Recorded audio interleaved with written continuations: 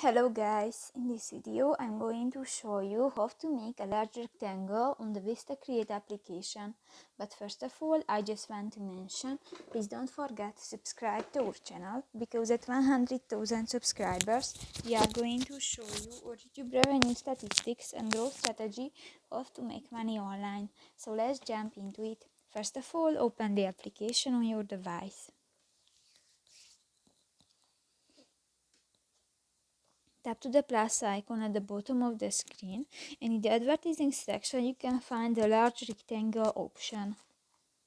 Select a template and tap to the use this template button. If you want to add picture to your project, go to the photos section at the lower left corner of the screen. There you can search or upload pictures.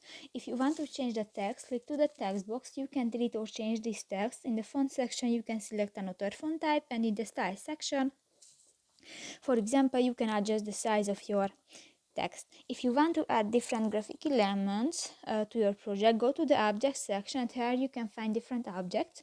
In the animation section you can find different animations, and in the video section you can search or upload videos.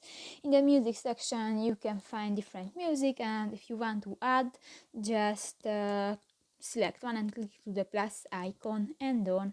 So that's pretty much it for this video guys. See you in the next one. Bye bye.